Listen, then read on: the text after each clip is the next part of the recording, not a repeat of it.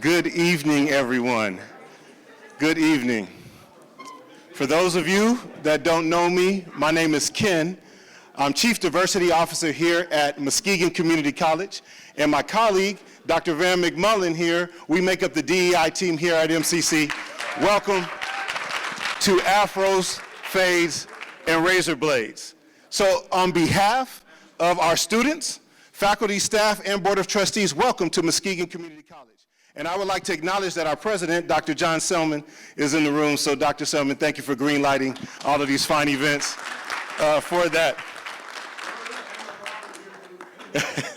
So we are proud to present Razors, Fades, and Razorblades, catchy title. And Dr. Hill will be presenting in just a few minutes, and you are indeed in for a treat. I would like to acknowledge all the youth in the room. So if you are 18 years old or younger, 18 or younger, let me stand up. Let me see you. Let me see you. All right. Let's give our youth a round of applause in the room. So Black History Month, I'm going to just share a few things about Black History Month. This might be a refresher for some or new information for others. But Black History Month started in 1926. And by the way, let me just tell you, I want you to pay attention to the words that I'm sharing right now. For those youth that just stood up for 18 and under, I have some MCC swag that I'm going to be giving away, but you're going to have to answer my questions correctly to get that swag. So Black History Month started in 1926. In February 1926, Carter G. Woodson, and you can Google to see his significance to the Black History movement, started in 1926. He chose the month of February to honor the birth months of Abraham Lincoln and Frederick Douglass. And so there's some misnomers in the community I heard over the years, like, why is Black History Month in February, the shortest month of the year? That's why it was chosen to be in February, 1926. Coincidentally, Muskegon Community College was founded in 1926. So over the years, Black History Month evolved, and after 50 years in 1976, it actually became a federally recognized Black History Month, and it was Gerald R. Ford who signed that into office because he was our president at that time. So again, Carter G. Woodson, 1926, and in 1976 it became a federally recognized month. Also, I wanted to share with everybody that's in the room, we have a representative from our admissions team here. So Mr. Jalen Smith is in the room. And he has some information for you out in the lobby, so he can talk about all things about enrolling at MCC, including information if you're 21 and up. You can talk to him about free college tuition through our Reconnect program. So please see Jalen for that. So before I turn it over to Dr. Van, who's going to introduce our speaker, I just highlighted a few things. So if I could have my 18 and under stand up, please. I'm going to hit you with a test. So I got some MCC swag here. I got 4 total gifts. And if I could get somebody to help me monitor who answers first. So I see Vance back there. I see Jawan back there. Help me answer first. So my first question is, who founded Black History Month in 1926?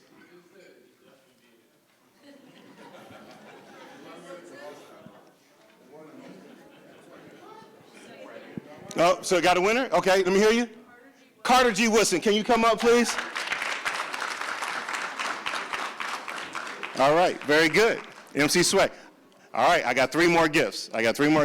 Next question is, what year was MCC founded? I saw your hand first. 1926. All right, come on down.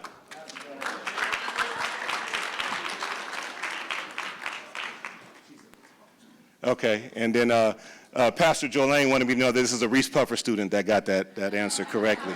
So thank you for that. All right, 2 more questions here. Why did Carter G. Woodson choose February to be Black History Month?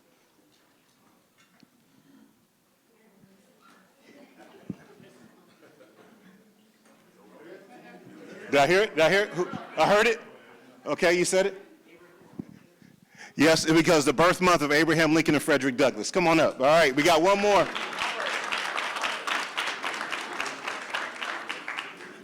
All right, very good. So if you've been paying attention, I got one gift, but this is the big gift, okay? Now, I've given out a water bottle, an MCC hat, and an MCC notebook. This next gift is all of those into one. All right, so you'll get a bag that has all those items in it. And this is the final question. What year did Gerald R. Ford make Black History Month a national recognized event? Oh, yeah? 1976, coming up. Thank you very much. All right. Well, without further ado, and congratulations to all those swag gifts, I'd like to turn it over to Dr. Van McMillan, who will be introducing our keynote speaker, Dr. Hill. Is Darius still out?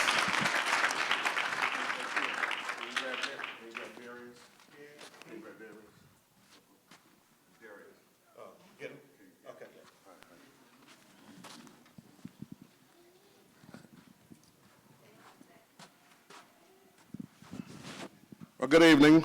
I'm Van McMullen, Director of Diversity, Equity, and Inclusion, MCC.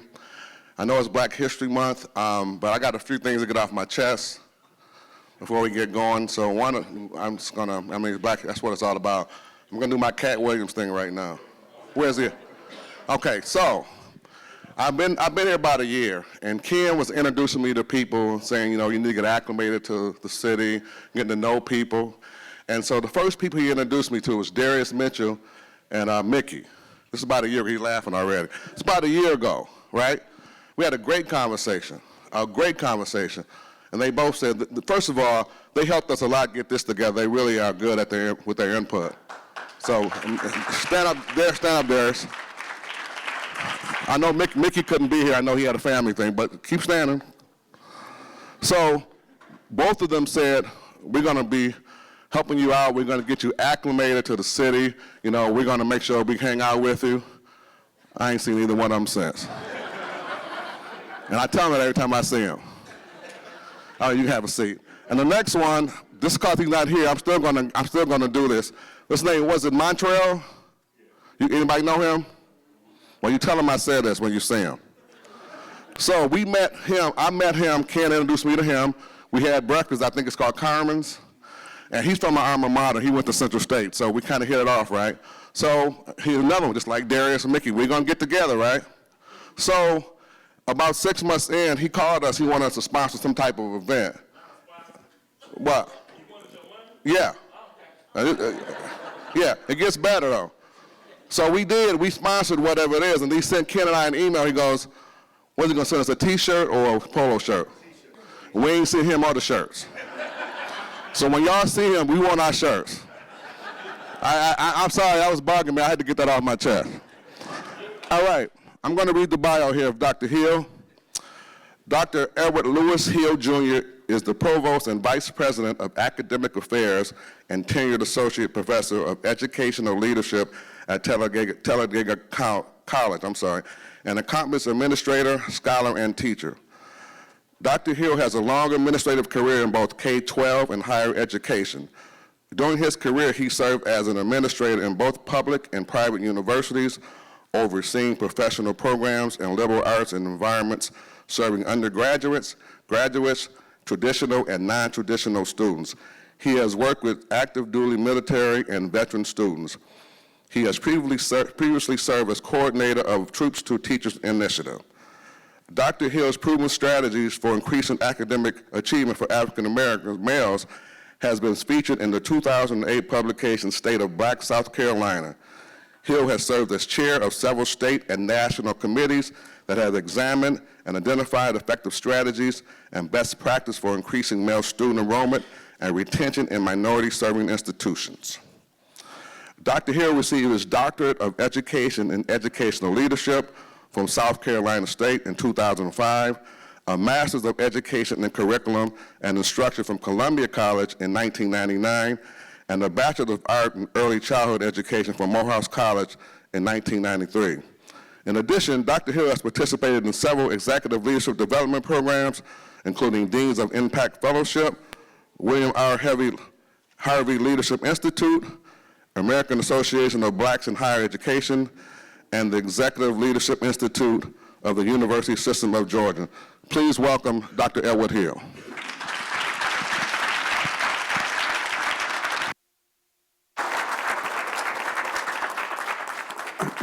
Good evening, everyone. That is really dry. Good evening, everyone. Okay, that's a little better, so we'll get better as the night goes on. So before we even get started, let's give a round of applause to Dr. Salmon, his team, again. In the world in which we live now, where no one can really say a lot about anything, because everybody wants to be politically correct, which makes us more importantly, most politically incorrect, because we're trying to avoid the elephant in the room. We have to commend leadership that is commended and directed to solving the problem. So Dr. Salmon, thank you for having me, Dr. James and Dr. McMullen. Now, Dr. McMullen saw me at a presentation, and then it took forever for him to get in touch with me. So since he's putting people under the bus, but he has some other pieces to that where he couldn't get to me, but we did, so I am glad to be here. So again, you know, he read that stuff. I hate when people read all of that stuff because you have to sit there and like, why are you telling everybody that, right? So at the end of the day, I'm Edward Lewis Hill Sr.'s son, my mama's baby. I'm a daddy, an uncle, and most importantly, an educator, right? An educator is one that isn't just necessarily always in the classroom, but you're always teaching, right? If you work around young people and you don't say, come here, let me talk to you for a minute, you're not an educator. You just playing, right? And I think ultimately when we say it takes a village to raise a child, yes, but most importantly, it takes villagers to raise a child, right? Villagers mean people that are committed and most definitely committed to changing, right? Old school, very old school, Baptist minister is my father, grandma, all that stuff, right? At one time, people spoke to everybody's child, no matter if they were yours or not, and provided some correction, some motivation, and depending on where you were, some heated correction, period. Right? So that is the most important. So when we talk about, again, Afros, Fades, and Razorblades, I started my career as an elementary school teacher. In that scenario, I had, at the time, I was the only black male in the school. So imagine what that looks like. I'm the only black male in the school, and the school is almost, let's say, they said 70%, but I'm going to tell you it was 99% African American. So I just started my teaching career, and all those wonderful things that my professors told me that I was supposed to be able to do and learn because I finished the program wasn't really happening. It wasn't happening. And what I found myself in the situation that every black boy that was in the school, whether they were in first grade, kindergarten, and I was hired at that time to be a third grade teacher, ended up in my room. Why? Why do you think every black boy that was in Joseph Keels Elementary ended up in my classroom? Wait, freeze. Somebody said what? Because I'm big? Oh, black. So yes, put those together, big and black. Yes. Now, I wasn't as big then, but maybe taller. However, absolutely. Yes, somebody else said something. Yes. Because you were the only African-American male figure in the building. So when those young gentlemen had behavior issues or not following direction, they would send them to you for redirection because those young gentlemen probably do not have a male figure in the home. Absolutely, many of them didn't, right? So that is the recommended idea, like, oh, send him to him and he's going to save every last one of them, right? So it was interesting, you know, I worked with teachers, they went to the same college or different colleges and they learned how to be teachers just like me. So then I had to start saying, no, you do your job, right? Don't send them in here, right? Because ultimately what happened, what was supposed to happen is I was just hired to be the disciplinarian, right? So it's in education, particularly young education on that road, do we want to really educate our black males or do we want to incarcerate them, right? If we look at the policies and the procedures of school, a lot of it is incarceration, right? So again, this young college student graduated that thought, I went to Morehouse, so I thought I knew everything, right? You can't tell me anything. I went to Morehouse College and I'm going to save the world in this classroom, right? So then when you start dealing with the issues of, you just want me to scare people. Like, first grade teachers, kindergarten teachers would bring these real little boys to me. They're like, I'm going to take you to Mr. Hill. And they all start doing like this and just start crying, right? So I'm walking through the school, like the little ones, it's like a terror. Like it's the big black guy and he's mean. Well, I found out early that let's change this narrative, right? One of the things, particularly in the African-American community, is how do we create co-narratives, right? I'm going to give you the other side of this. So young men, so my first year teaching, I may have had 30 kids. Yeah, 30 in a third grade class. Out of that 30, I think I had 5 girls, the rest were males. Cruel, isn't it? Understand, for the first 2 years, I'm just going to tell you automatically that the young ladies in my class probably didn't learn a thing. Right? Because what happened with the young ladies particularly is I became their father, right? They were third grade, and that was interesting to me that in third grade, these young ladies were coming up to me with these issues, like bodily things. They were like, wait, too much information, ma'am. So I started understanding, like, you know what? Oh my God, this young lady has had her first cycle, which means she could have a baby. So in my mind, my job was to protect them. They may have learned something. Many of them do send you the post on email or Facebook to say that they did, right? But then my job became, how do I really educate these young men in my room and throughout the building, because the expectation was I was going to be the disciplinarian, period, right? So we learned, or I learned very quickly, like, let's make this a male situation, right? So I had a very keen administrator that I came up with this idea on a whim. I was like, yes. I started talking to them. I was like, oh, well, who cuts your hair? Oh, my mama. Like, oh my God, for real, your mom cuts your hair? And I have to understand, in that culture, sometimes we do. Like the mom that don't have a, like, I'm gonna cut it, right? And then maybe finances, right? I'm not gonna pay somebody to do this. But then, like, that whole experience. So out of those young men, I think maybe 3 of them had fathers, the others didn't. So I'm like, what do you do on Saturday? Like, y'all don't go? No, right? So I had to create this whole curriculum, and then anybody that's an educator, if you start doing any of these things, you have to have a curriculum base. Don't just come up with this stuff, right? So then we had to do like the hair unit. We did all of that stuff. So if anybody came in my room, they were saying, oh, he's just doing anything. No, the standard was up there. Whatever the standard was, it was up there. They come in my room, what is that standard? I don't know, pick one, it's up here, right? So it started from that. It came out of the necessity of, if I'm going to be in here, I'm going to transform lives and do the job of a teacher, right? So we started all of these wonderful things. So everything became what happens in the barbershop. So in the barbershop, what do you think happens? What do you think we talk about? Everything like politics, sports, religion, yes, sir. What else we talk about in there? Religion. Because you're going to add that to the conversation. Yes. Yes, ma'am. What do we talk about? Women. We do. They come in with their sons, right? I see a father, son. Yes, you're going to say something. Yeah. Talk about life. Talk about life. Now, women, we don't just talk about you, right? Like, oh, they just talk about, no, we don't, right? However, every now and again, that is a topic, right? So it's very interesting about this culture. When we talk about black men, usually we're very distrusting of each other, right? If I see you on the street, I don't speak. And then I have this chip on my shoulder like, what are you looking at me for? Right? In the barbershop, it's totally different. When you come in there, there are these unknown rules, right? Barber, you're JT? JT, come on up here and sit in that middle chair. All right?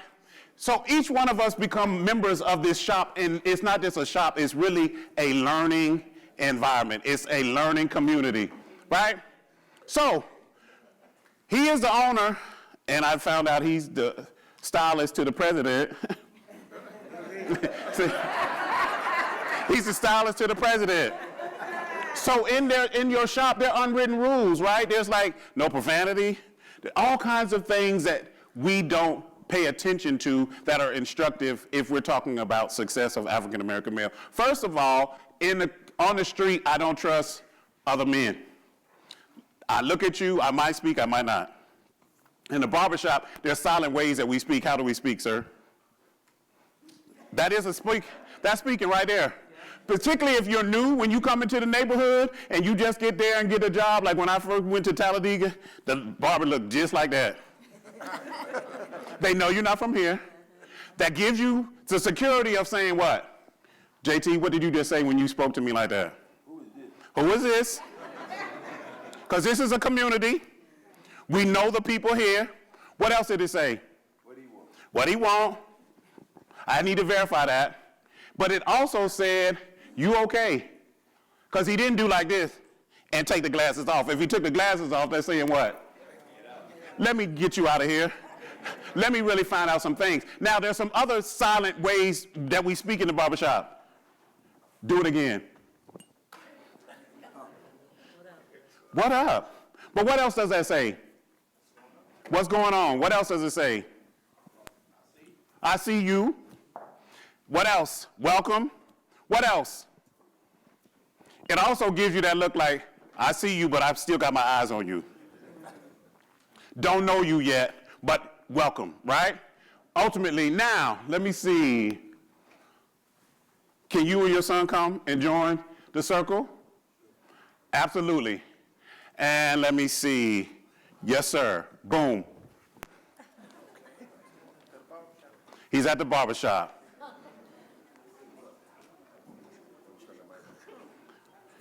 Yeah.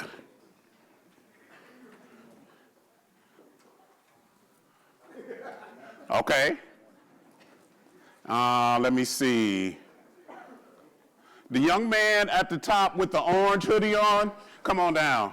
Because first of all, the reason why I did it is because you did like this, like, please don't call me. I saw it. I saw it. Like, that's the quickest way for a teacher to call on you, right? And the other reason is because you were in the back, right? If you learn the tricks of education, sit in the front. Sit in the front. The expectation is if you were in the back, you did not come here to learn or participate. You will probably get an A because the teacher's self-fulfilling prophecy, they're like, oh, he's such a good student. He's always in the front. Put that in your cachet. So I picked you, you did like this, and you were in the back. All right, so interesting enough, when you all came to JT's shop, he started doing what? What did he do, sir? He asked me, what's up and what do I want? He asked you what's up and what do you want? Anybody else experience, sir? Did JT introduce himself to you? Did he say anything? What? What's up? He said, what's up? And what was your response? What's up? That was what? What's up? Oh, you said it back. Yeah. Meaning what? Hey. Hey. What else? How you doing? All right. Dad and son? Did JT interact with you all? Absolutely. What did he say? He said, what's up, and introduced himself, and I introduced myself back. And why is your son at this shop with you? Because it's learning. I need him to be in the same type of environment to see how men interact with one another without it being a situation where, again, on the street, I can trust you. This is a safe environment, and this is what I want to pass on to you. Absolutely. All right. So one thing about the barbershop and the barbershop experience, particularly if you have a father or an uncle or somebody that brings you, you end up going to the shop because what? The father goes there and he already has a relationship, right? So when my son was little, my son got his hair cut by the same barber I did. Why? Because I knew Vaughn, and Vaughn is going to cut my hair. He's going to cut my son's hair because his head is shaped like mine and all that good stuff, right? As my son starts getting older, he starts like, Dad, can I go to Rick? Because Rick is what?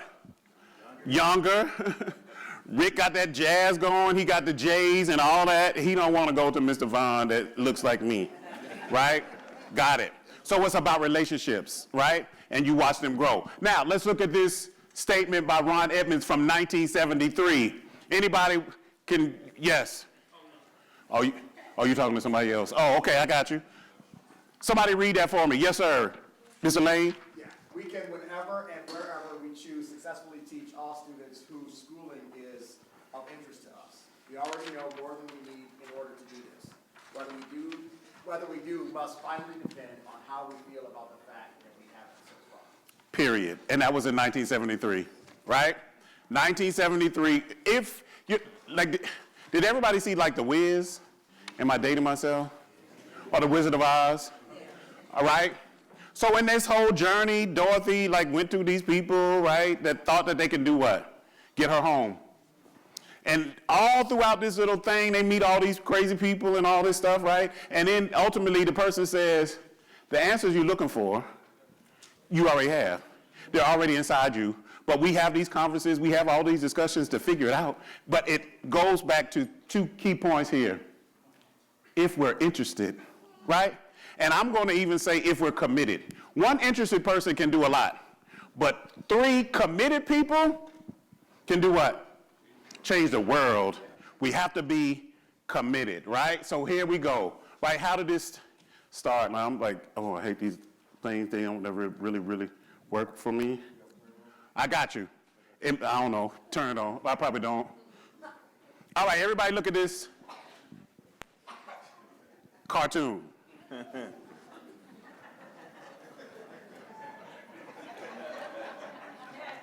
Oh, it's working. I didn't turn it on. That was, all right. JT. Yes, sir. Tell me about it. Yeah, the toothbrush don't have it that bad. The toothbrush don't have it that bad? Sir, your perspective. Well, I don't know if the two go together, but I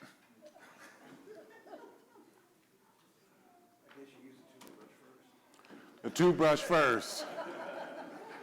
Sir, which one has the worst job to you think? The toilet paper. Use a mic, they say. The toilet paper. Why?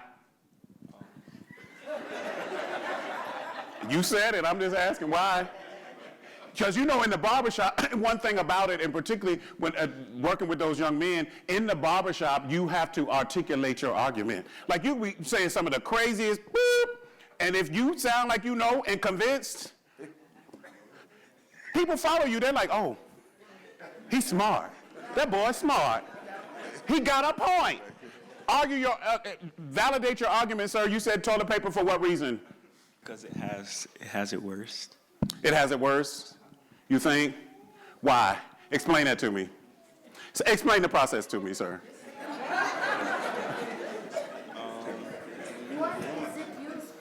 What is it used for? What is it used for? Cleaning up mess. All right? What is a toothbrush for? Cleaning up mess in your mouth. Right? So now it says, sometimes I feel like I have the worst job in the world. That's the toothbrush. And the toilet paper says what? Yeah, right. We all think about that. Yes, it's about perspective. It's about the perspective. Because one thing about it, the toilet paper probably, in my perspective, does its job and is flushed. One time. One time it's done. One and done. Your toothbrush, over and over and over again. And if you don't really follow the rules, every 3 months, I think it's right, is it 3? You're supposed to do what? Throw it out. Do we? Look, I use that toothbrush till the bristles be falling out. It's awful. And then we figure like, oh, like had a whole premonition, like went to the doctor last year sometime, like with the flu or some other thing, and then like you take all the medicine, you're finished, and then it's like, doggone it, I'm sick again. I gotta stay off the campus, those kids. The first thing the doctor asked me was what? Did you change your toothbrush?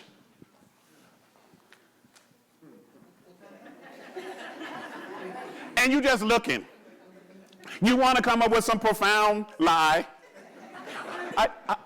I did. You didn't, and that's why you're sick again, right? So again, one thing about the toothbrush, and my father was a military man, no toothbrush was ever disposed. Because what can the toothbrush now do? clean.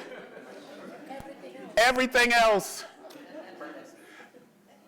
Bathroom floor, in the corner. It's like, is this man crazy? Polish your shoes. It goes on the edge. So, one and done, over and over. Idea is, it's a dirty job, but somebody has to do it. And if we're talking about the education of brown kids, it's a dirty job, but you gotta do it.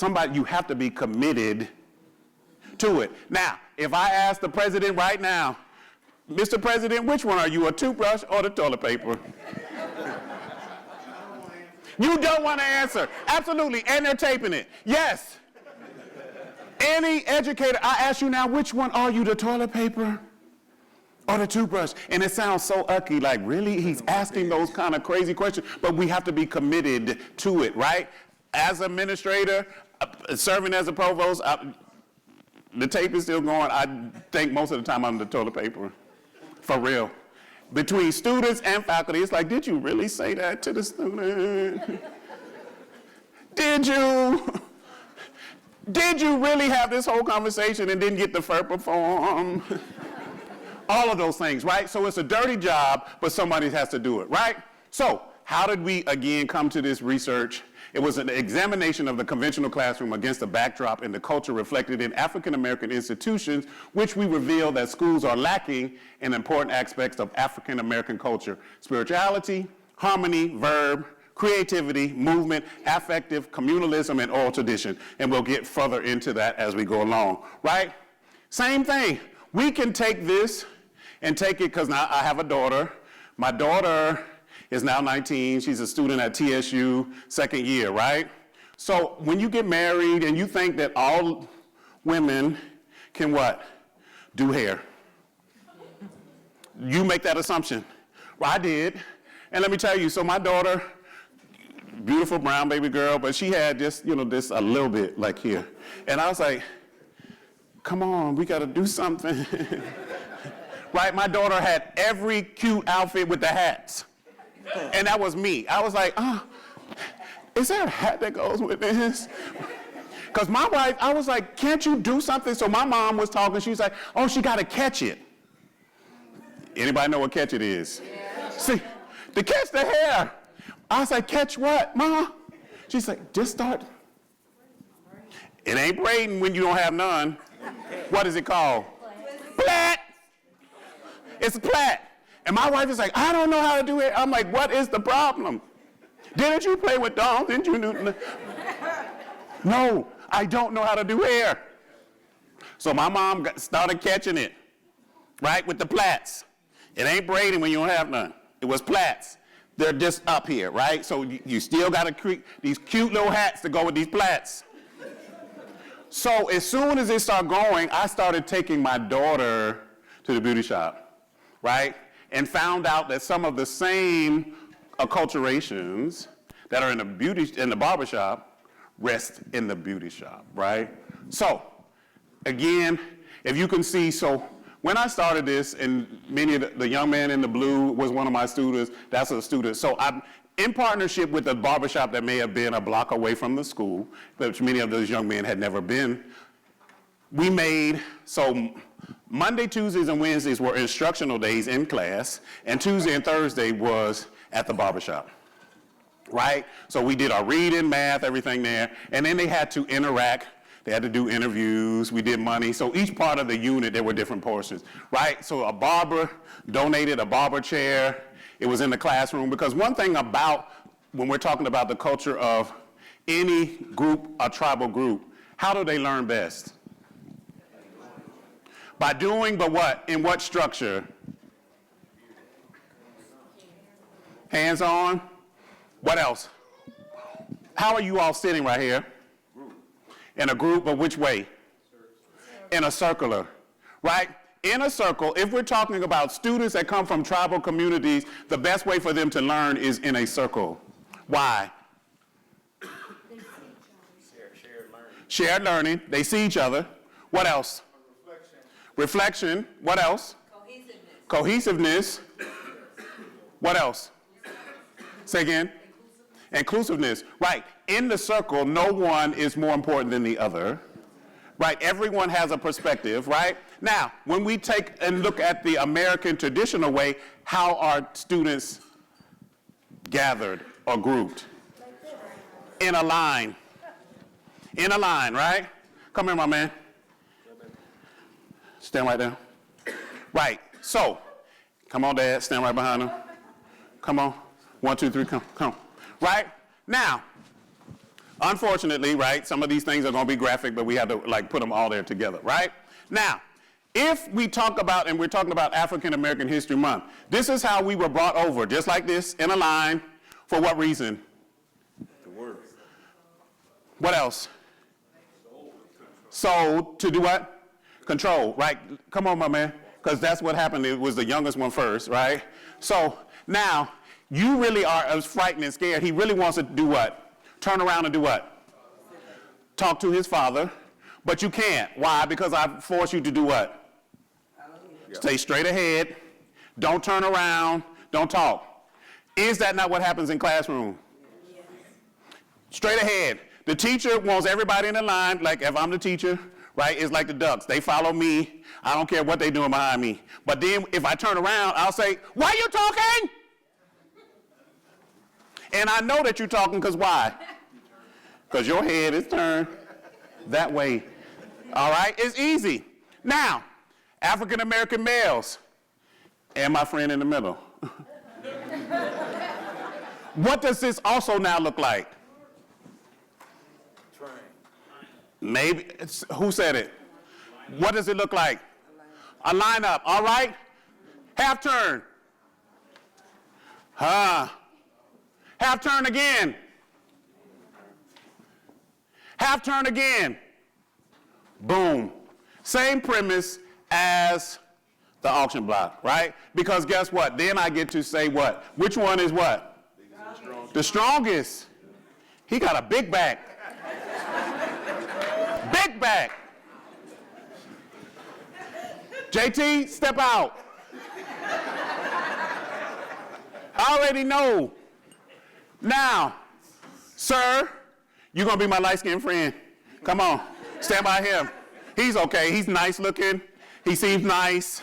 This is what we do in school. Our looks determine what teachers believe about our ability. He's nice. He's such a handsome young man. It was so amazing to me when teachers would say, I don't know why he's acting like this. He's such a good-looking boy. What? As your looks make how you gonna act.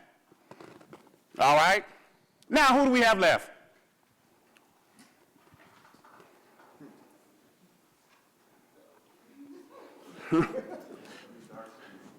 Oh, you said 3 dark skin. Well, dad and son are kind of in between 10. But I got you. Absolutely. Now turn around and face everybody. Yes, we have to understand that in our community and in our schools, colorism is real. It is real. I have people compare the light-skinned children to the dark-skinned children. Oh, she's so pretty. And she's really ugly because the inside is ugly. I don't care how pretty she is or he is because of this. Absolutely, we do put that again. And if JT was a little darker, I would have kept him over here. Right, because then he is the biggest and the darkest. That means what?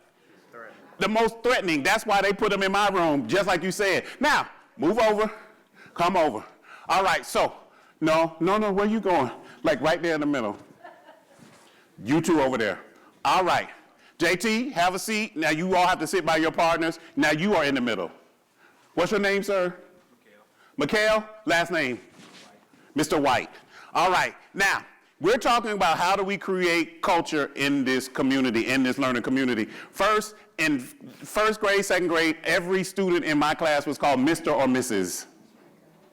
Right? Because as the teacher, I wanted them to call me Mr. Hill. And then teachers say, oh, they're disrespectful. Well, I'm disrespectful too, because I'm just going to call you whatever or nothing at all. So it's Mr. White, right? Mr. White, what's your son's name? Dylan. Mr. last name? Mitchell. Mr. Mitchell. So we got Mr. White and Mr. Mitchell, right? Different age group. What grade are you in, my friend? Second. Oh, beautiful. And you? 12. 12. Wonderful. This is working really good, and I didn't even pick it, right? It just happened. So let's go on a little further, right? So there's a dialogue. So JT, just do the dialogue in the barbershop so everybody can see what really goes on. You're controlling the environment. Start talking. Oh. For real. Don't pay attention to this. What's up, man? You been all right? Yeah. Everything? They said you need a mic. Oh. What's up, man? You doing all right? Everything been working for you? How them grades coming? How many you scored last night? 16, I believe 16. 16? Did y'all win? No, we lost by 1 point in overtime. Oh, should have hit 18. I would have had them then. What you been up to? Here to get a haircut. How you, Kind of long. It's getting kind of longer. how you want it? High and tight? I got you. We'll be right with you. What up, D? You been all right? Everything's been good, man. How about yourself, man? I know you feel some type of way about your Lions losing. Yeah, well, Yeah. you had to go there. I'm just saying, we got to keep it real in the barbershop, Yeah, I right? know it, man, yeah. Well, baseball season right around the corner, so. I mean, we got the Super Bowl, though. Who you going for in the Super Bowl? Taylor Swift. You going for Taylor Swift? Hey, smart choice. She gonna win, man. She might get proposed She getting to. all the money. I'm just saying, she getting All all the right, money. stop. Yes. So ultimately, first, what did you see, sir? How did JT control this environment? He did what? Welcoming. Okay. Yes, sir. What did you see? He just made sure he addressed everyone, including everyone, so, yeah. Okay. Yes, sir. What about you? What did you see? Organized. Yes, sir. What did you see? He was engaging. Engaging. All right? So that goes to one of the things. Now, my friend said, I just need my hair cut. There are some customers that just want to get in and get out. That's him. He's like, wait, I thought I had an appointment. Right? That's one of the things that happened. But one thing that you saw was JT asked each person a very pointed question. What did he ask them? How you doing? How are you feeling, right? That's important. People don't care what you know and how to teach them unless they know that you care. Right. How you doing? When you go in the barber shop, and the beauty shop is the same way, because, watching it, like my wife, like when it's time to go to the beauty shop, she pulls out these wonderful things, and just go with me. She pulls out her hats, right? And I'm like, okay. Why don't you just go? It's like a hat. Because, oh no, I'm not going until Saturday. Like, I want you to go now. Because that hat changes you, right? Because you now trying to pull it down right here, maybe try to put a curve. But the rest is there's a lot going on. So, understand, go with me. So understand, when you come to the barbershop or the beauty shop, there's a way that you come in when you need a service, right? You come in a little ooh, let me get to that seat and slide in it, right? You know you look a mess, or you're not looking your best, or how you want to be perceived at that time, right? So you come in for the service, and JT is gonna look, if you brand new, he looked at you like, be right with you. Right? But then there's the other thing that there's an affirming. It's almost like when you go to your barber shop or your beauty shop, it's like cheers. Everybody knows your name. And they pick it up by your personality. Everywhere I go, they're like, Doc. I'm like, oh, I just want to be a person in here. I don't want to be that guy. However, people do it, right? If you have a barber, you have established a relationship with that person, right? You go to them, why? You trust them, right? You trust them. You'll go to the barbershop. Chris, you got somebody? I got 2 heads. Okay, so you kind of plan out your time. Then you get there. Chris is hungry. Chris been what? On his feet all day. Now, any educators, principals, let me tell you, like I would tell my teachers all the time, a teacher on his or her feet will do more than he or she that's on their in their seat, right? It's a job that you have to be on your feet, right? So Chris is hungry. Chris really want to take a break. I'm like, Chris, what you need? Because what am I going to do? Bring it to him. Like, Chris, JT, do you have customers like, yo, what you want? Yes. And if you understand them, now, I don't know, I don't really like DoorDash or anything because I'm scared of them people. I don't know you. And you bringing my food. I don't know what you did. But in this relationship, JT even trusts you like, yo, I want that number 9 and the pink lemonade. For real. And he goes and get it. And we don't even ask him to pay me back. We don't even cash app him or nothing because it's a relationship, right? He take 3 bites and then he's where? Back at it, right? That's how we have to be as educators. That's how we have to be committed in our communities. 3 bites and back at it, right? 3 bites and back at it. That's simple. Like what we want to do, take a break. Ooh, these kids, wait until after I eat.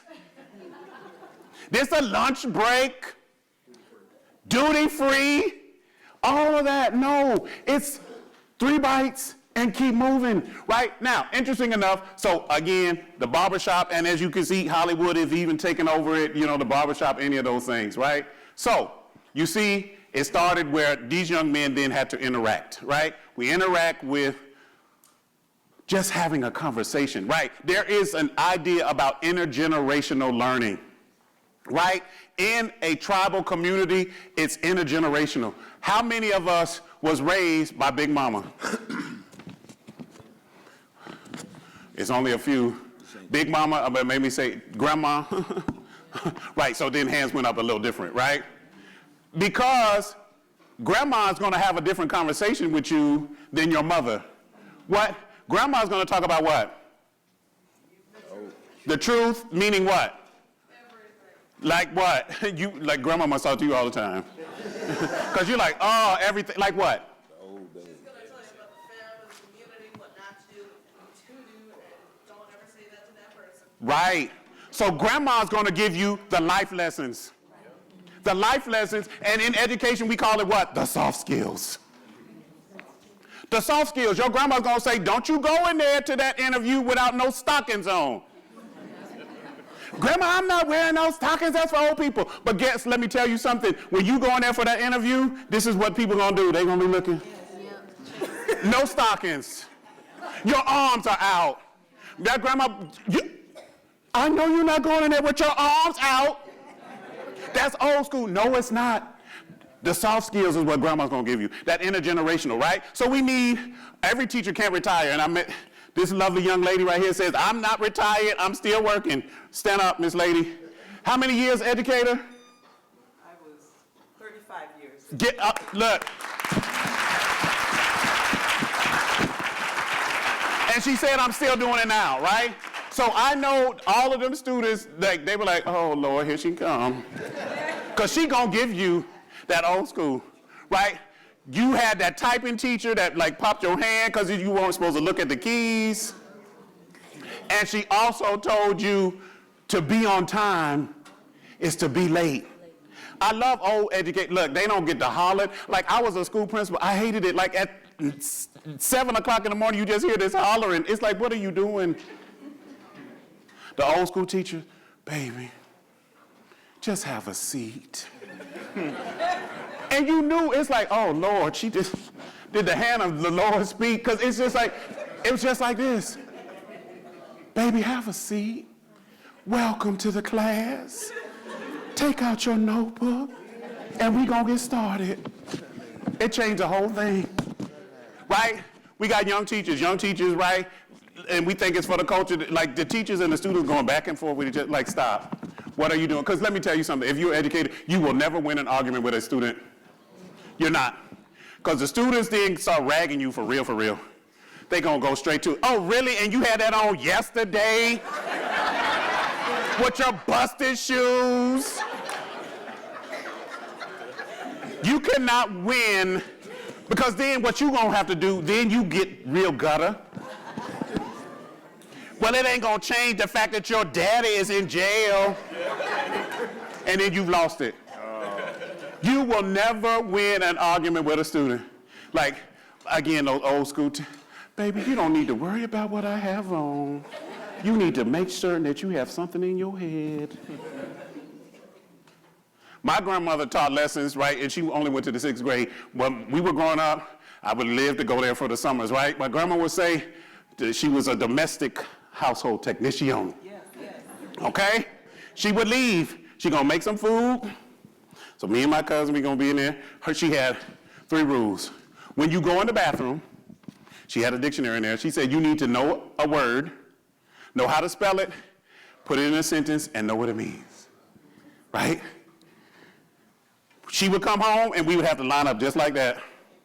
Now all my cousins, even my brother, they didn't learn their words. They didn't do none of that. My grandma had a stick and she called it the Board of Education. If you didn't know your word, she said, what's your word? So I'm down there just like, I'm just doing this. She ain't gonna call me. She not gonna call it because she already know I'm gonna know. What's your word? Pretending. I try to help him. Be quiet. You didn't ask the word, that stick would go, conk, right here.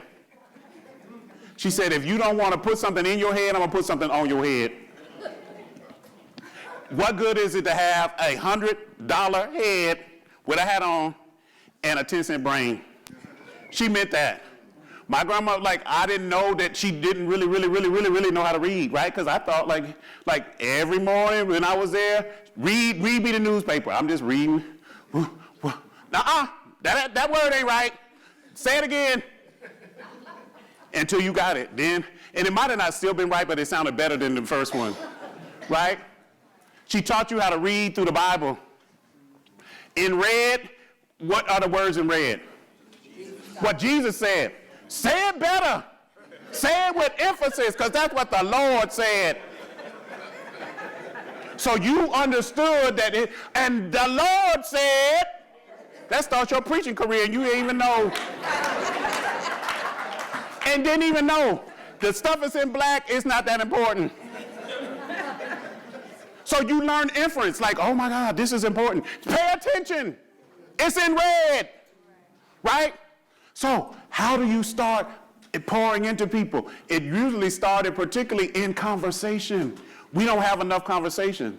We don't have enough conversation in class because what are we doing in class? We want everybody to be what? Quiet, right? We want everybody to be quiet for what reason? To control what else? So you could talk, or what else? You can listen.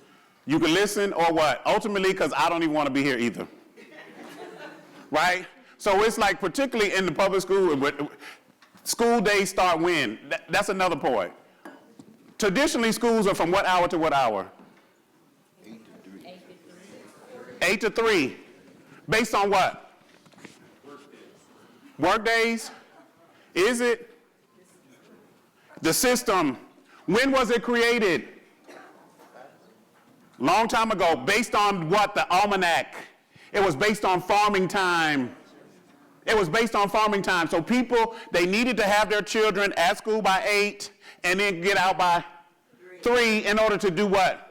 Come back and work. You're going to work wherever the farm, whatever it is, you're going to work from 5 to 7. And if you, depending on where you're from, like my dad would tell you, I had to walk 50 miles to school after I did this and a paper route. But it's still based on old society, 8 to 3. And we get out when? So you can work some more, you get ready to till again, right? So now, if we're understanding how children learn now, when is the best time for school hours to be? 10 to 4? 4 to 10. Say again? 4 to 10. 4 to 10 to 2? Dad, when is he most active? Uh-huh. Yeah, he must stay up to 3 in the morning. Absolutely. And that's not just him. That's college students and most kids, right? Let me tell you something. If you're a teacher, you want the school day to be 8 to 3, because guess what? About 10:30, 11, we poop out. And then it's like, give them a color sheet and something else. So like, ooh. And we start looking like, it ain't 3 yet. So we get agitated, and the least thing that he does when he starts just being a person, a young person, and he wants to get out of this, get out of this room! Because you mad. Because you ready to be what? Done. If we look at the traditional ideas now where kids are, when does school need to really start? It really needs to start about 4 o'clock. Look at people, 4 o'clock to about what time? 10. Well, that would be too late, because I don't want to be with y'all children either that long. However, yes, 8 o'clock. Look at kids, their behavior is totally different. If you didn't learn that, you learned that during COVID. They were up and ready. When you had to do them Zooms at 8, you were like, oh, come on, get on here, get up. Oh, please. In their room is everything. When we got sent to the room, it was torture. It was nothing in there but a bed. And it depended on, if, like again, if you was at my grandma's house, when you got sent to the room, it was a pallet. Nothing else is in here. Now we got Wi-Fi, Netflix, all kinds of games. Send me to my room. I'll be glad to go. As a matter of fact, I never come out anyway. If you look at college students now, like, it's amazing. On campus, this is everybody. I'm like, do you talk to each other? No. You don't know your roommate. It's like people, I'm like, where's your roommate? The mom's been calling, she hasn't been here for 3 weeks. I don't know. Huh? We're in that world where everything is right here, it's on my phone, it's everywhere. So again, when we send them to the room, like, please, I don't ever want to come out. So again, just think of the last 3 years. Kids that entered kindergarten this year have never been in school. They were never in school. So part of school is about the socialization. 3 years, they were not in school. And God forbid right now, if it rains hard, no school. We're going to have an E-Day. Huh? We have now breaks for this stuff, right? So imagine that class started school on the computer. So you fell in love with your kindergarten teacher because we had one just like this educator that came with a bun. She had a skirt on. It was like beautiful. Like, who is this lady with her nice pearls? Now, if we look at how educators come, I'll be like, wait, you the teacher? 3 years they had to learn on the computer.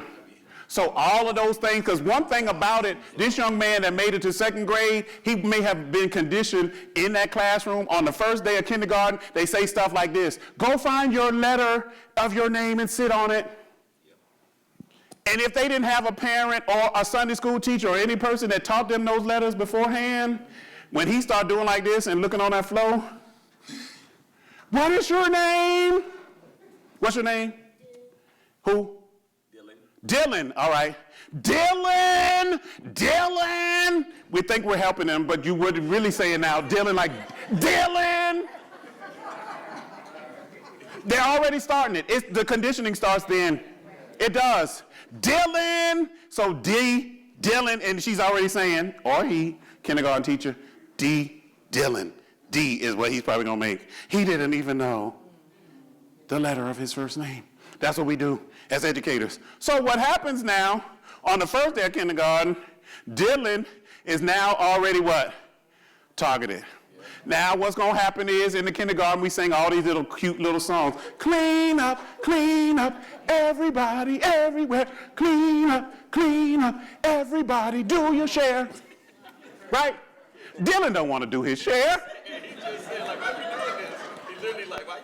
Why you doing this? I can see it. He like, yo. Dylan is like, you're giving me flashbacks.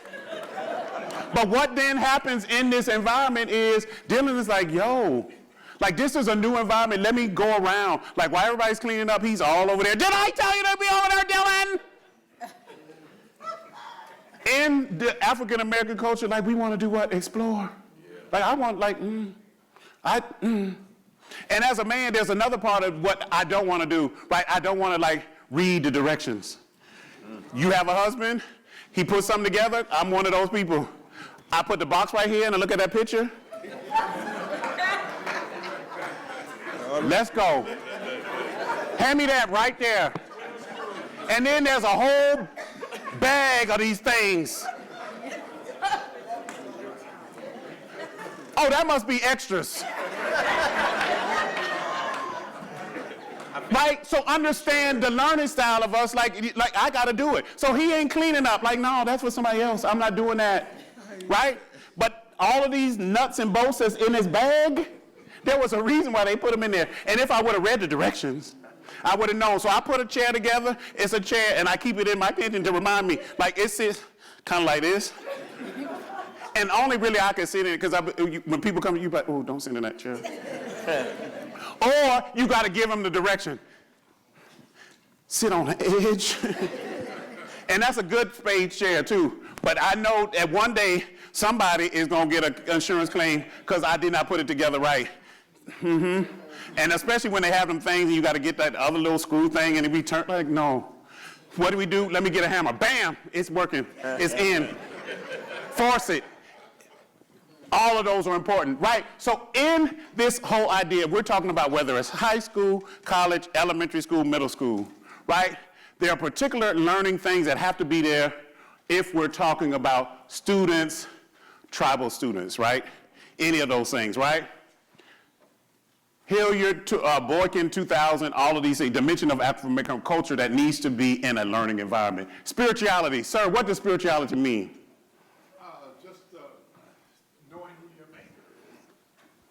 Knowing who your maker is. I didn't say religious, right? Spirituality is different than religious, right? Now, all students are spiritual at some point, whatever their beliefs are or whatever faith they study. Watch, pass out a quiz or a test. The first thing they do, oh God, Lord help me. And their eyes go up. Just watch it. Like, for real, there's a spirituality, right? And it's like, whoever you believe in, it's like, help me. All of them have it. Spirituality, right? Harmony. What's important about this? Harmony. JT established it when they came in here. Harmony. What is harmony? Is this all in the same space of energy? Same space of energy? Yes, sir. Harmony. What does that mean to you? Coexistence. Coexistence. What else? Solidarity. Yes. You said something? Everybody working together. Harmony doesn't necessarily mean everybody's working together. Now, if we talk about harmony in music, it's the what? It's the supplemental chord to the main, but everything supports, right? Now, everybody know the song, Roll, Roll, Roll Your Boat? All right, here we go. This side of the room, let's start.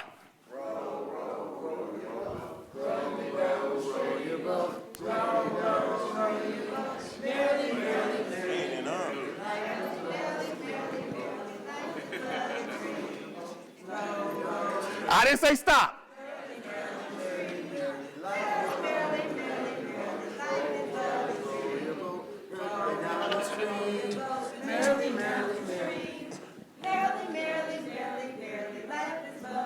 Now, that was called a round if you like do music, right? But at one point, people are looking like it's a lot of what? Noise. And as educators, we don't really want to hear noise, right? Now, I was a former school principal, and one of the things about harmony is going to be, like, again, even in a round, you understand, because we're all singing the same thing. We end at a different part, but it's there, right? We're singing the same thing. However, if you understand music teachers, and I have special love for like music teachers that teach beginning band or chorus or anything, particularly band. Your child says, oh, I want to play the trombone. You be like, oh, Lord, please, go outside and practice that. Do we not? Go outside with that beat and that drum, right? Because ultimately, when you first start, what is it? Noise. It's noise. But music teachers, by midterm, by that Christmas, what do we make? Music. Or better noise, a little, but it's music. And let me tell you something, when you, like the 6th grader or the 5th grader, and you play that recorder, your parents come, everybody comes when their child is in that performance, grandmamas, aunties, and everybody. Why? We're supporting them, and guess what? That's going to be the next Kenny G from that recorder. Right? It goes to all of this thing. Movement. Movement. My man right here, Dylan. A few seconds ago, what did Dylan do? Dylan got up and did what? He went and got him some water, but that was Dylan's way of like, yo, I need a break. And I need some movement, right? We all do. That's a part of this cultural thing. Movement. In church, we can't sit there too long. We be like, can he get to the point? That's why we have the songs in between there, because what do the songs help us do? Move, and it breaks it up.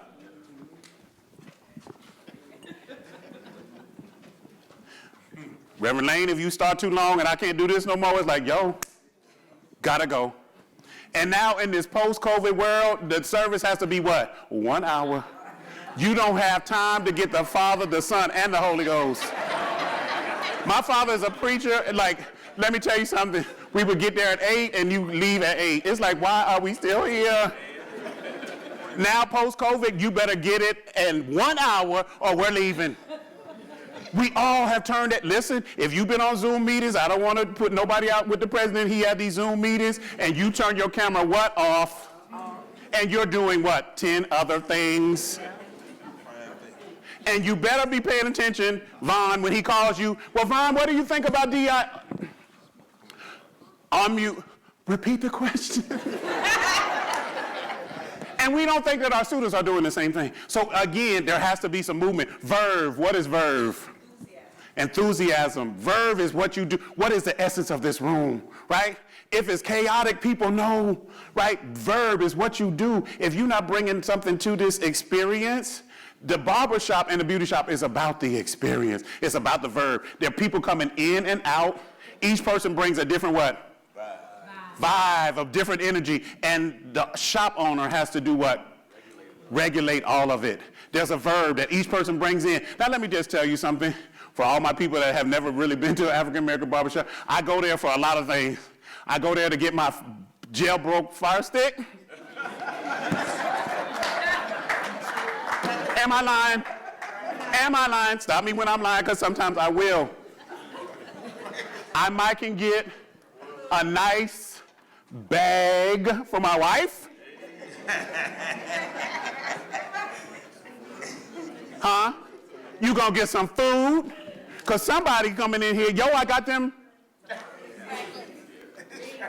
The bean, but whatever it is, and you be like, yo, let me try one of them, right? You can get all kinds of things, right? So it's not just there, but I also get spiritual advice, mental health. I also, if I'm a father that's having problems with my mother, baby mama, and all that kind of stuff, there's going to be a lawyer in there that's going to tell me something like, yo, when you give her that money, give it to her in a check and put the reason why, because when you go to court, they're going to say that was a gift. Yes. Am I lying? Will I get my senior discount? JT, does he get a senior discount in the barbershop? How old are you? Huh? 67. Yeah, you just made it. Yes. Now, you're going to get your senior discount. Why? Because you already have a relationship with JT.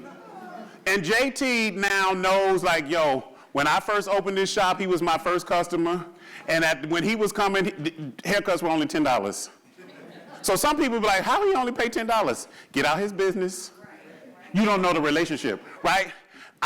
Look, my barber don't give senior discounts. Everybody gets the same price. However, it's about the relationship and what that owner does. Affective. What is that? That's so important.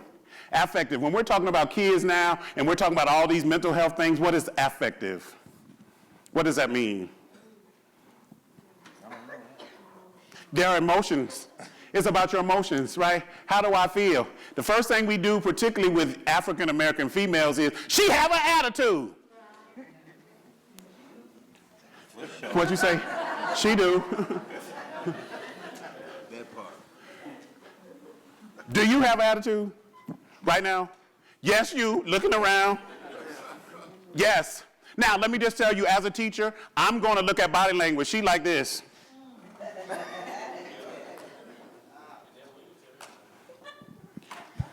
Our body language, and so teachers pick up, you don't want to hear what I have to say? Because look, now she changed the posture like, oh, he's picking on me. Just go with me. Look. And your teacher back here already said, oh, she have an attitude, right? But we don't know why, right? That's the most important. The affective is why, right? In school, and one of the things when we started the barber chair, I had a barber chair, every young man, but how we started, everybody got to get in the chair. How you feeling today? How you feel? Because really, if you came from, and we're talking about urban and all of these things, even rural, there are issues that already happened before they got here. On the bus, all of that kind of stuff. What's wrong? Your barber, interesting enough, it was interesting. You asked him what? What he want? You said what? What term did you use? I said, how you want it? And then you used what terminology? You said a what? Oh, high and tight. High and tight. Is that what he has right now? It's close to it. Close to it. It's close to it. You need a haircut. He needs a haircut. A high and tight, right? Now, usually when people sit in your chair, you say what you want, right?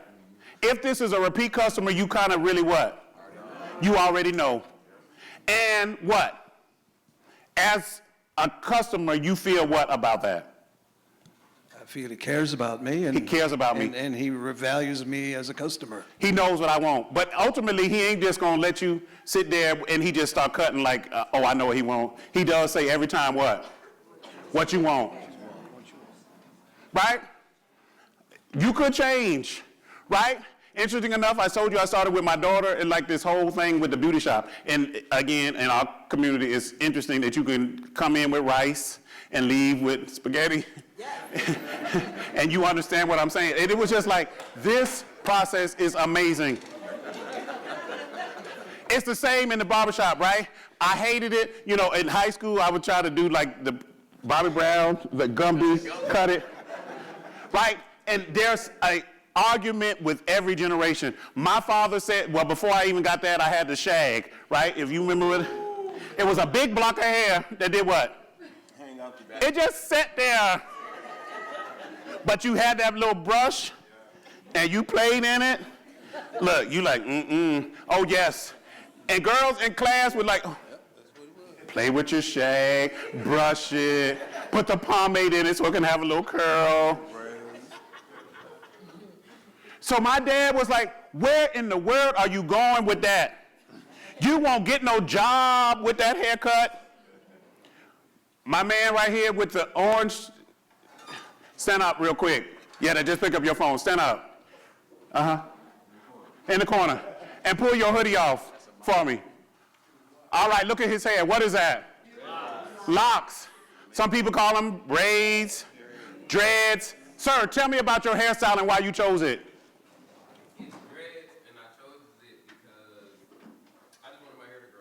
You wanted your hair to grow. What else? What is your purpose behind it? Like when I talk to people, oh, it's expressing my culture. Tell me about why you did it. Why did you do that? Why did you pick that hairstyle? Just because? Because I wanted my hair to grow and I had $80. Because now having that hairstyle is higher maintenance, isn't it? No. It's not? You don't have to pay somebody to like reshape them and stuff? No? Who does it? Huh? Oh, no, you need to pay her too. That ain't right. That ain't right. He's one of my students, and everything about him is about the expression. About his expression, right? Communalism and expression of what? Individualism. I thank you for answering that question, my man. Now, also, if we also, particularly as an educator, look at his demeanor, his hoodie and his hair, what would we assume? He's a troublemaker. Say it again. He's a Muskegon Heights what? Tiger. That's what you thought? Say again. He's not interested, and my friends with the lighter pigmentation don't want to answer because they don't want to become a riot, right? However, one would assume that he's like, he don't want to be here. Like the same hairstyles that we've made culturally, whatever, from the stars, are the same haircuts that will get our sons arrested and thrown behind the bar, right? Yes, absolutely. Be individual. But then, like my son, I was like, oh, no, you ain't getting that. You're not getting that haircut. Because I don't want you to be targeted by your teachers or the people outside of here, right? So we take those risks when we want to be expressive individualism, right? And that's why, yeah, old school, you gonna wear your hair like I say you wear your hair until you pay for it. All of that, right? Then the oral tradition, part of particularly learning in the tribal sense in the tribal community is based about what? Stories. Oral traditions, it's about stories. How do we learn? Right there in that circle, right?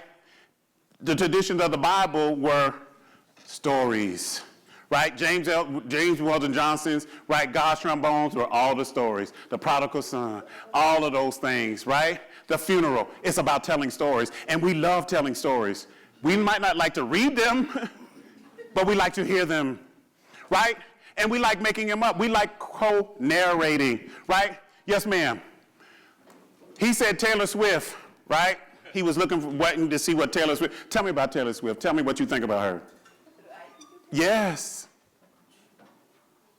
You don't think about her? Amazing that everyone is talking more about Taylor Swift than the game, right? We make up these stories and we sensationalize, they go together, right? And they're probably just going together for the money, right? Like, it's amazing how the stars get together. It's like, really, they together? And then we get mad when they break up, right? The oral tradition. And what? Social time perspective. Now, Dylan, do me a favor. Ball up this little thing right here. What does this now look like to you in your class? What can you do with this? Shoot it. Yes, do it. Go ahead, do it. Turn around, do it.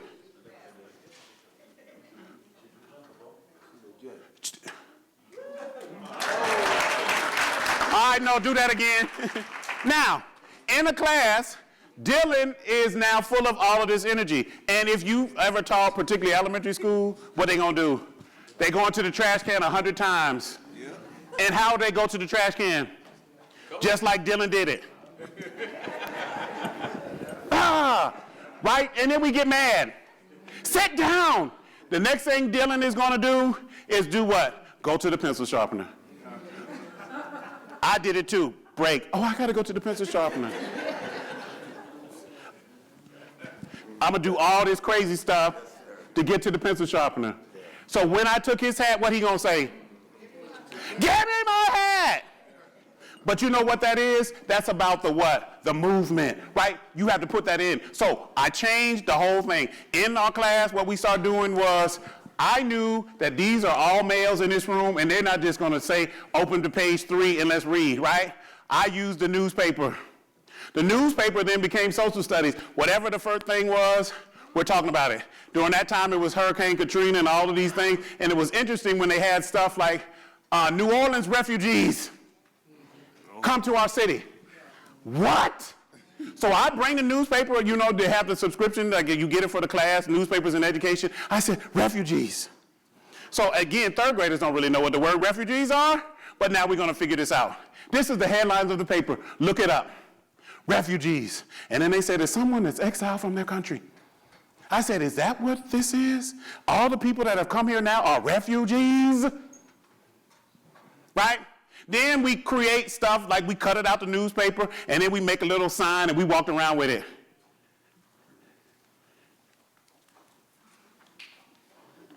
Refugees. Because it goes back to the lesson from my grandma. Read the word, spell the word, know what it means.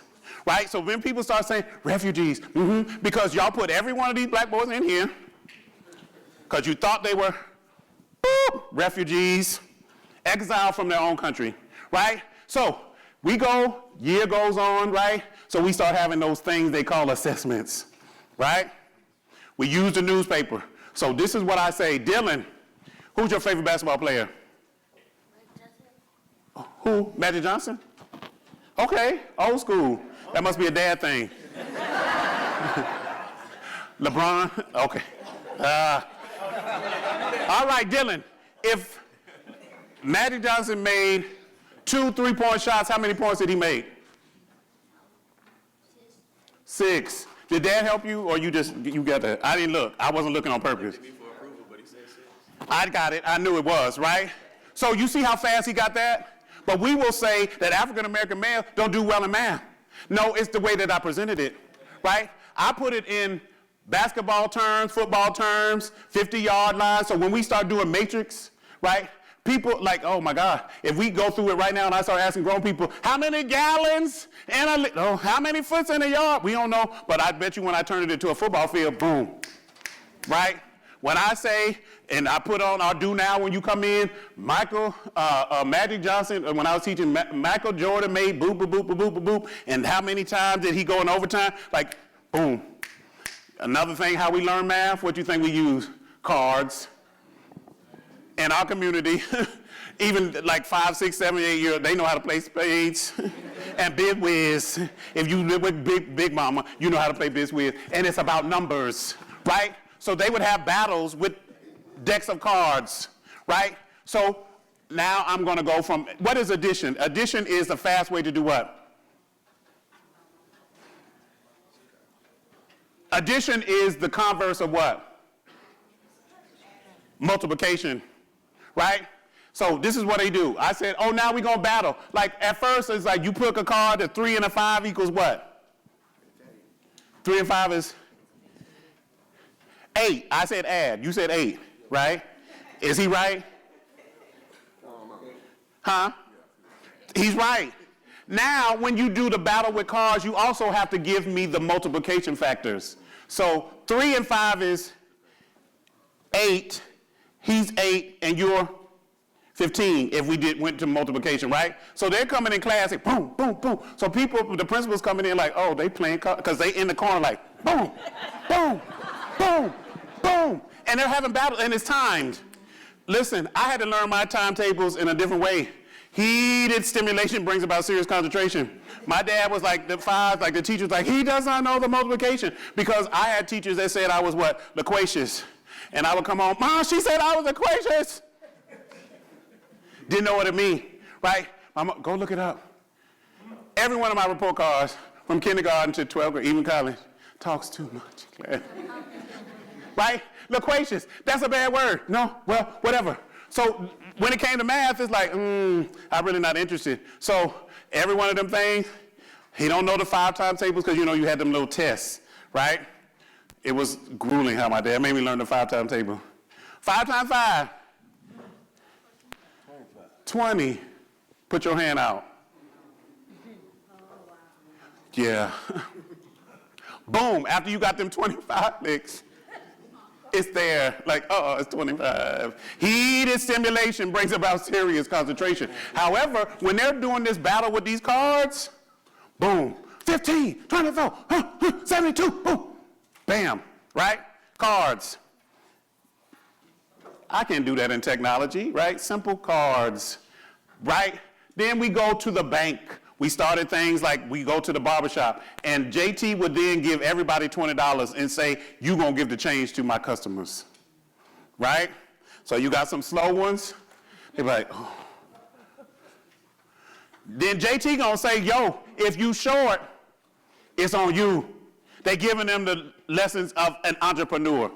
You then have to collect. Now at the end of the week or whatever it was, JT would even give our students like tips, right? But they had to learn money, right? Then we took our little deposits from there and we went to the bank, right? When we were talking about this environment and we do that whole unit in class, they never been to the bank, right? We had to open savings account. Everybody did. All of those wonderful things, right? Social time is important. If we don't have social time, what do? We stand around or we do what? We make it. We're going to make our own social time, because there's some people in here right now that are having their social time because what they're doing is talking to each other via the cell phone and a text, right? They're like, okay, enough, I'm ready to go, right? So now let's look at some of this in action, right? These are the questions that we want to focus on so everybody can be a part of it. Now, my friends in the front, give them a round of applause because y'all probably want to go back to your seat. Yeah, come on. Dylan. Yes, sir. All right. Afros phase and implications for African-American male success. What is the barber's edge? That's what we want to talk about. As a teacher, as a community person that's invested in people, what is the edge? And what practices from this community are ones that we need to recreate? Let's look at this picture. All right, let me pick on somebody that I hadn't talked to. Sir, right there with the gray hoodie. Look at that picture. Tell me what it says to you.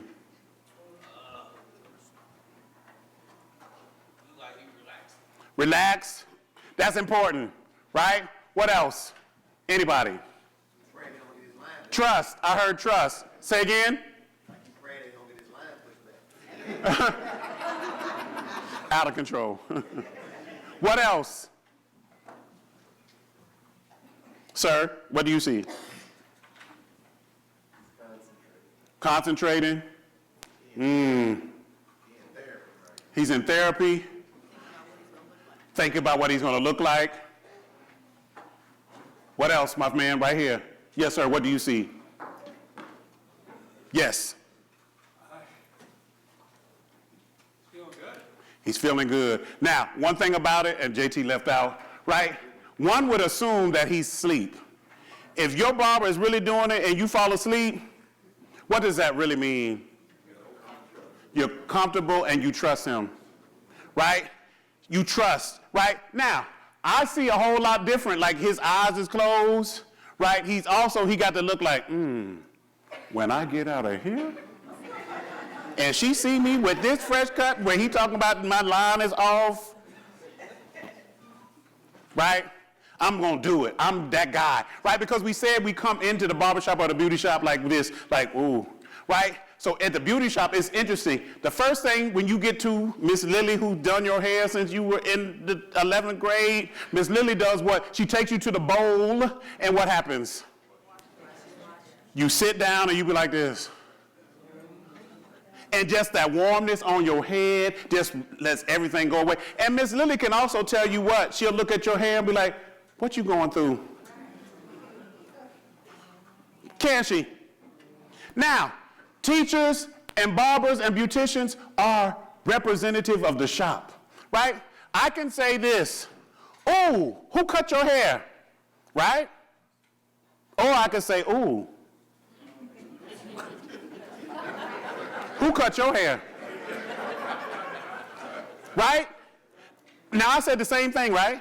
But what were the connotations? What was the first one? The first one was, ooh, who cut your hair, like, looks good. Mm-hmm. The second was like, ooh. Ooh. Whoever did it is. And you pay for that?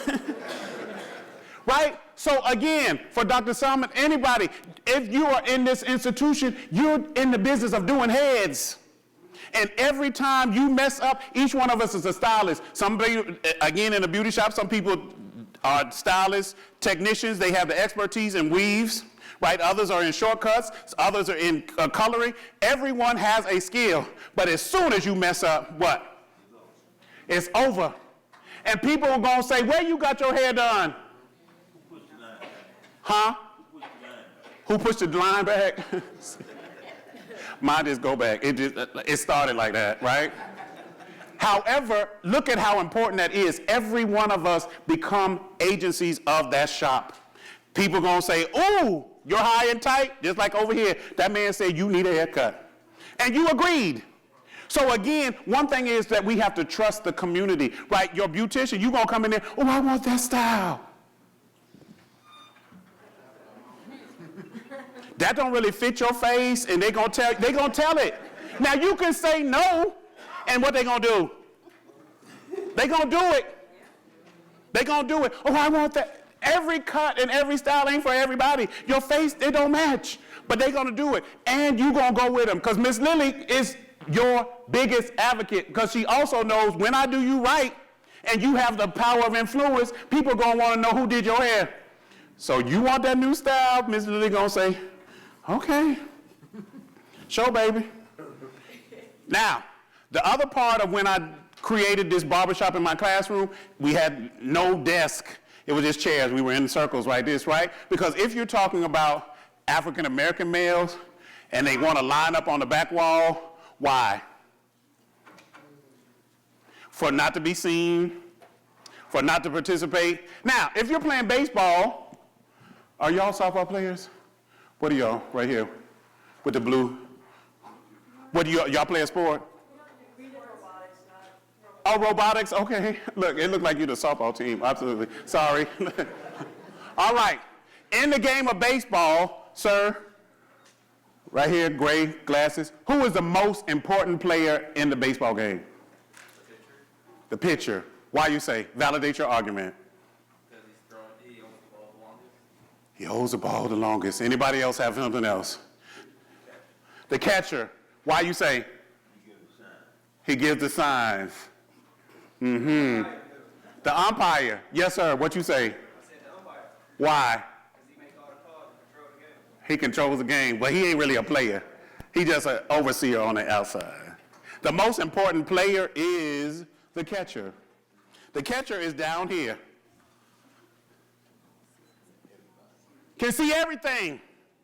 He calls the shots right here, right? As a teacher, when I was doing, and when I do professional development to the teachers, I'm going to tell you, always find the catcher in your class. He's in the back, and he's calling the shots, right? He or she, because we have alpha males that are females, and they can determine, are we learning today or we're not, right? And as the umpire, now I'm going to befriend that person. Hey, baby, stay after class and talk to me. Because this is the catcher. He is calling all the shots, can see everything. And they do it in these little signs, just like this. And just like Dylan looked at his dad for approval, whoever the catcher is in that room, everybody will look to them for the approval. Do we answer the questions or not? They call the shots, right? So here, he's like, this is going to be the best day of my life and somebody else's. Let's look at this. What do you see here? Clippers. What else? Cords. What do you say? Working. All right, yo, those are the tools. Teachers' tools, what do you need to have? Who? Heads. I heard that. Yes. Now, we assume that these are all operable, right? Now you just see the picture from one angle. They're not plugged up. So that means what? They're not working, right? They're not working. Now, JT, your expertise, what do those clippers look like? They're old clippers. Old clippers still do the job. Now the new silver ones, the cobalt or whatever it is, do it faster and deeper and all of those things. However, you got to be plugged in. When you're working with young people, you got to be plugged in. The tools are good, whether they're the old ones or the new ones. If you're not using them, it's no good, right? All right, next picture.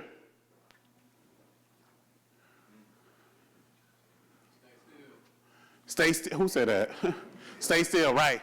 The old school barber, stay still, maybe. Yes, sir, right here at the purple. What do you see?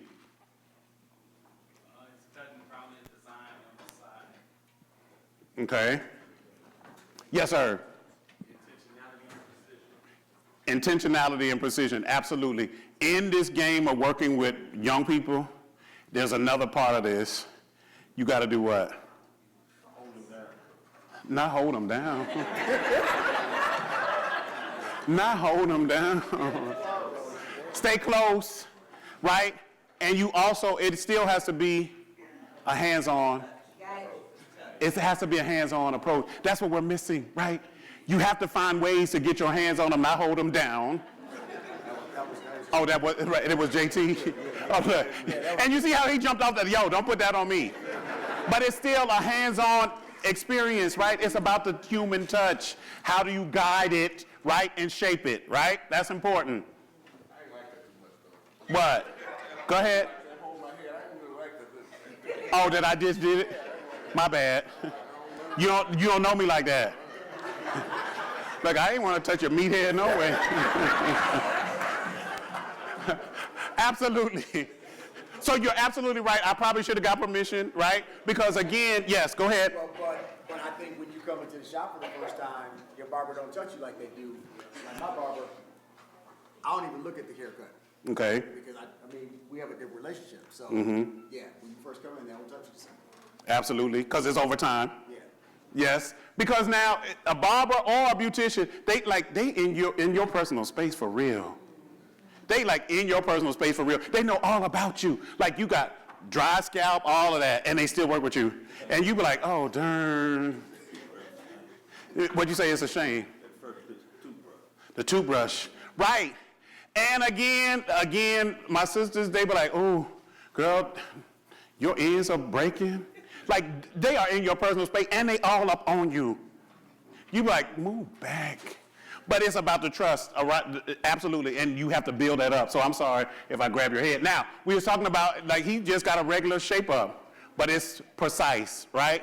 You got to pay attention. When we're working with these communities, we're working with kids, we're working with them in our class, you have to pay attention to what? The detail. The details are so important, right? Next picture. What you see now? I don't know where I put those right here.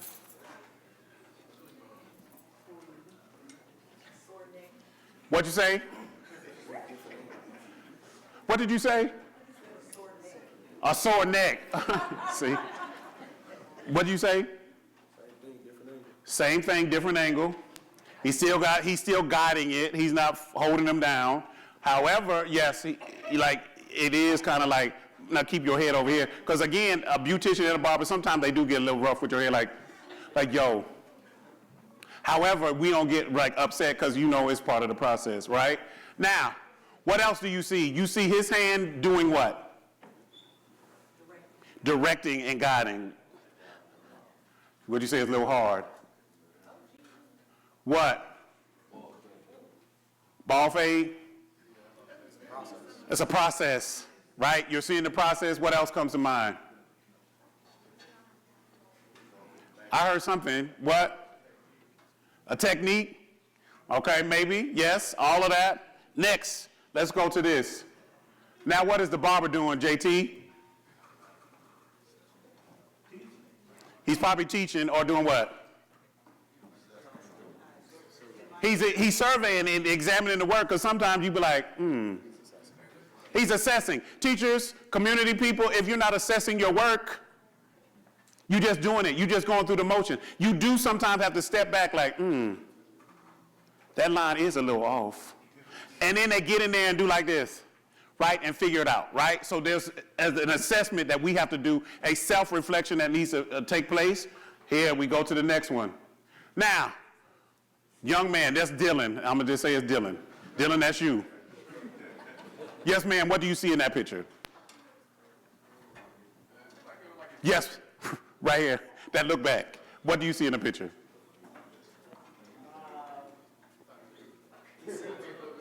He seems nervous.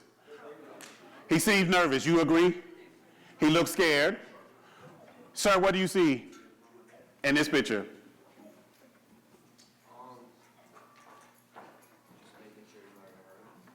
He's getting, say that again? Make sure he's not gonna cut him. Okay, absolutely. So most people said you see fear, right? He's a little, right? I see innocence, right?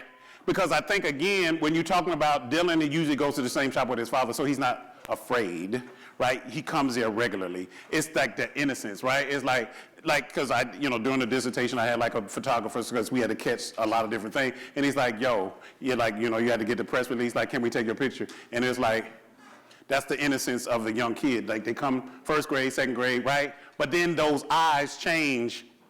If you work with young people, their eyes will change, right? The vibrance of that kindergarten, clean up.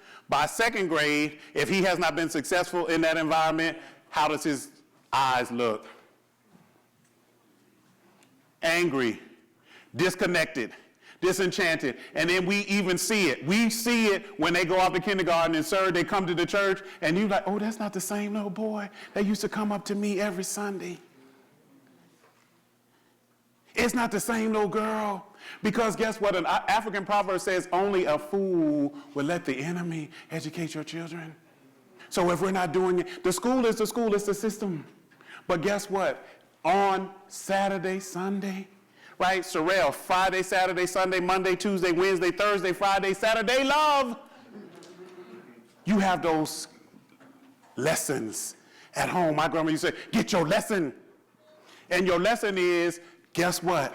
Just like we saw in the help, you was kind, you was smart, and you was important. There are kids that come to our schools every day and don't hear that. You hear you is ugly, bad, dumb, special ed, ADHD. Like, so who wants to come here every day, right?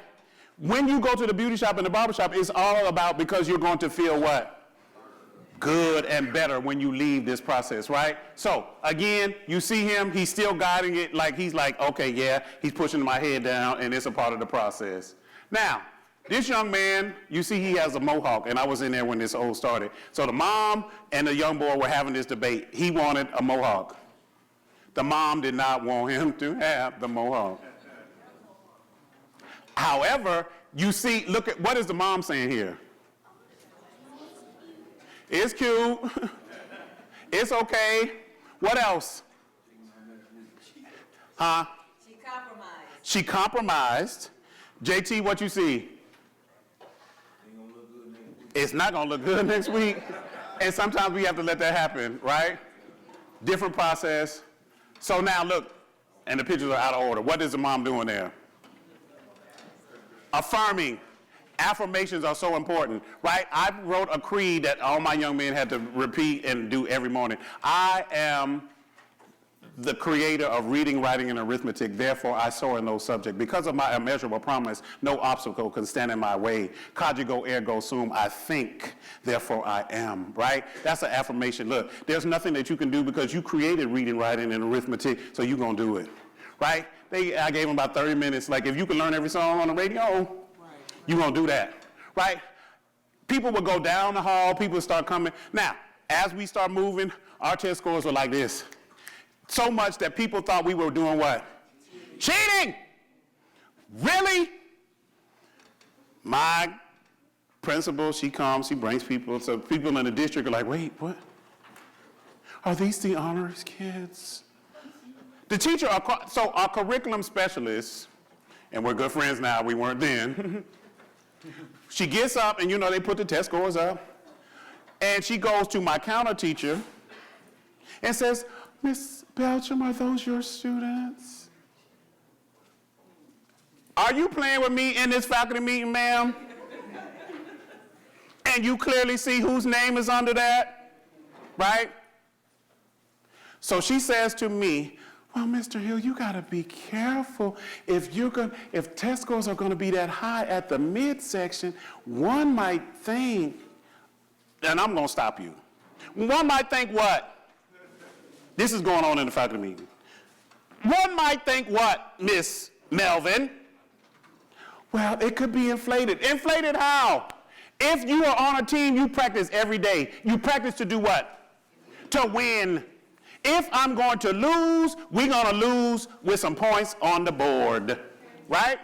We're going to win with some points on the board. So how do you say this? So what are you saying about me? Yes, I worked in Atlanta my first year teaching, and we had the Atlanta teachers scandal. Why? Because it was the poor schools, and you said the only way that we would get the funding is if we made the test score. Yes, there were principals saying do whatever you need to do, but I'm not that person. Because people will come past my room, and I'm going to say this like I say all the time. You're going to learn it whether it kills me or you, but somebody's going out here in a bag. You can't really say that. They understand me, right? So their test scores are going like this. People start asking me, when we were taking tests, I couldn't be in the room with them. Right. So they learn, like, the students then take on your characteristics as a teacher, too. They start questioning, why y'all in this room? These third grade, fourth graders. So after they figure out it wasn't a fluke, so we started what we thought was single gender learning. So I never had girls anymore. I followed those young men from first grade to fifth grade. Test scores out the roof, and it was only about teaching. Right? Now, there are ways that teachers understand if you're connected with your student, just like your barber. I know when something ain't right.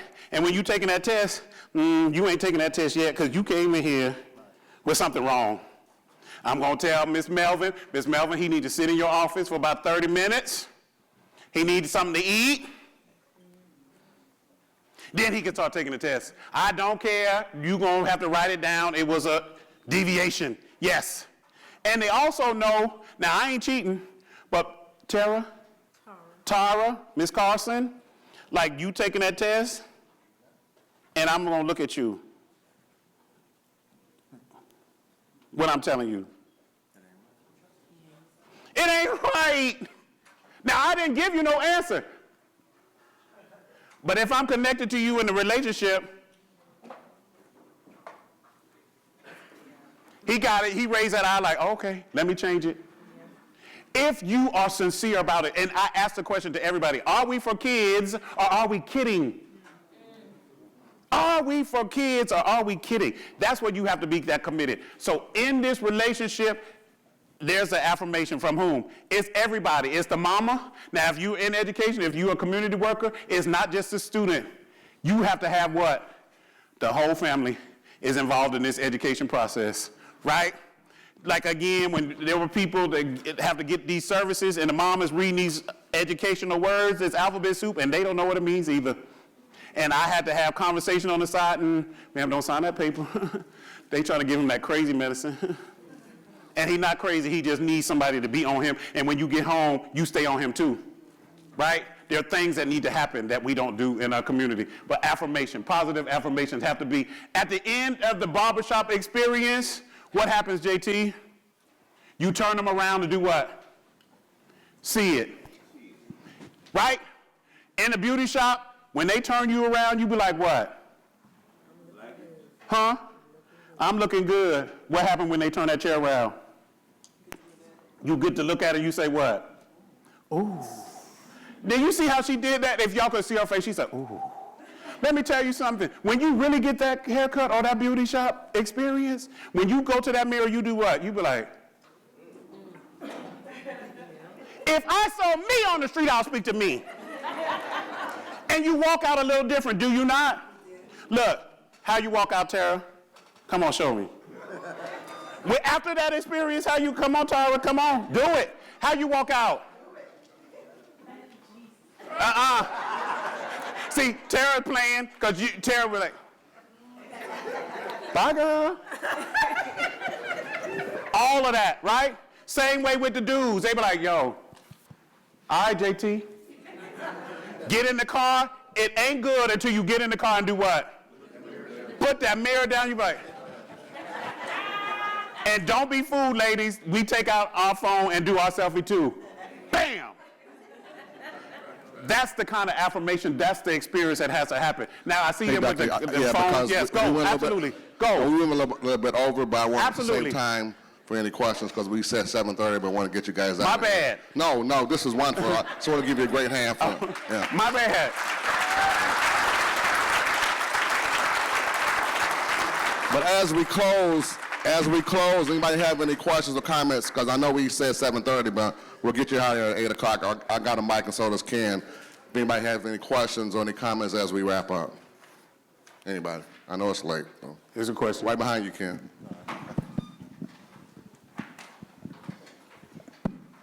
What inspired you to make this? Like, what interests you in all this? Because each one of them look like me. My grandmother told me,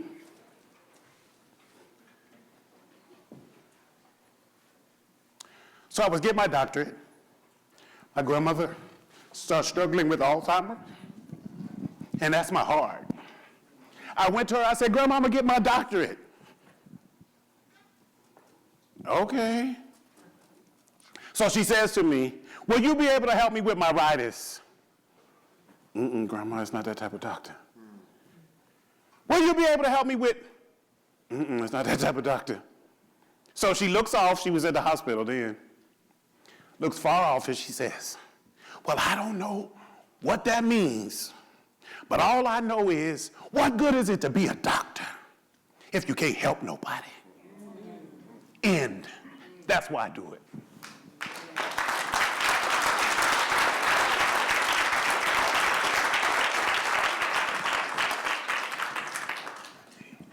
You said that you followed them from 1st to 5th grade? Yes. Did anybody else in the school try to replicate what you were doing, or did it just stay strictly to your classroom? So, second year of the program, or the initiative, the pilot, they did single gender for girls, right?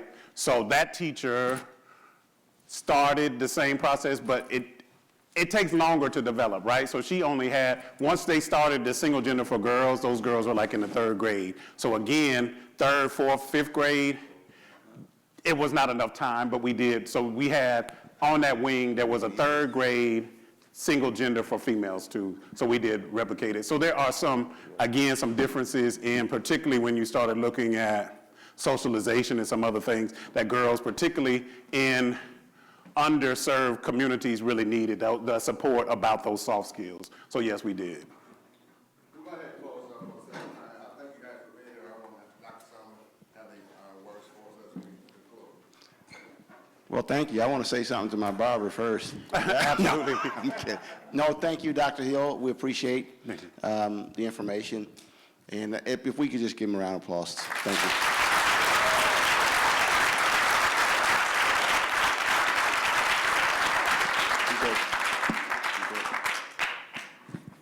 And if anybody wants a haircut, Right. You got one more? Thank you all for coming. Really appreciate it. Think we had a great turnout. Thank you guys for participating, and thank you guys for your support. Have a good evening. Thank you.